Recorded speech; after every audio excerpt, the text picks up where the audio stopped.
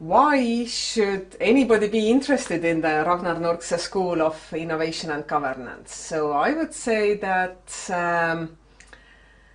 I would perhaps point out three reasons for that. The first is that we are on the high academic level. This means that the courses that we teach are based on the research, and we really know what's going on in the world.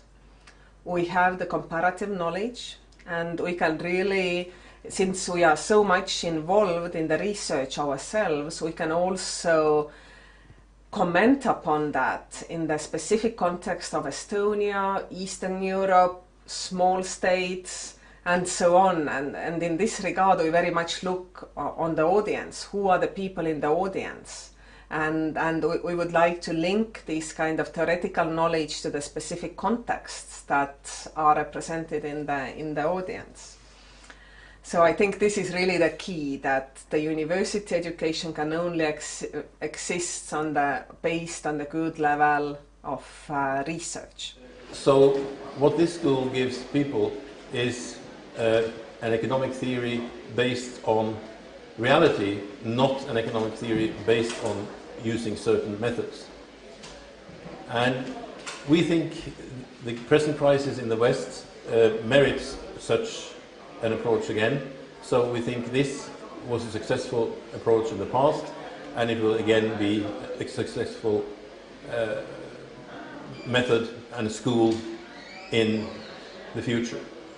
All the research and all the teaching, as far as the classes is concerned, are informed by a perspective that is very much based on the question of understanding.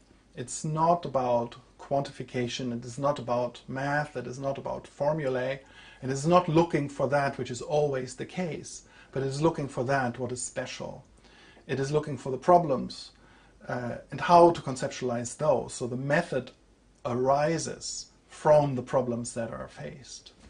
And that is the mainstream of the heterodoxy, but it is not the mainstream in itself. So it is an approach that is unusual, more in economics than it is in public administration and governance, but even there, this is not the usual way of how to do it. It's an alternative case, but this is something we are at the Ragnar Nurkse School famous for, and this is what makes us special and interesting, I think. So it is a place to go for people who are interested in alternatives, rather than in how the things are normally done.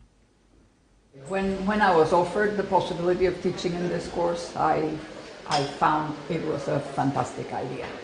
It's a European initiative. It brings Erasmus students here. It takes the Estonians into this whole world of looking at the relationship between technology and governance and possibilities for development. And the other thing that I find with all the other professors that also come is that we have managed to make a unique course, something that doesn't happen anywhere else.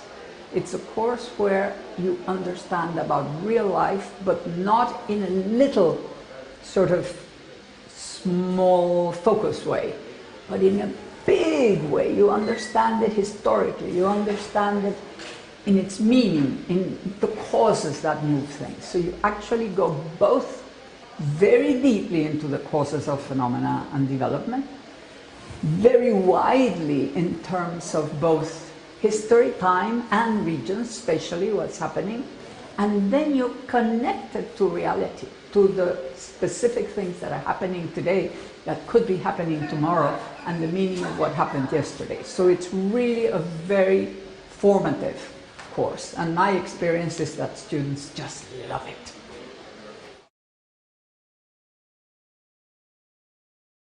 Secondly, I think our big asset is interdisciplinarity, and this is very much linked to this kind of synergy that comes from the interlink between public administration and innovation policy. And this is also this kind of niche that we have globally.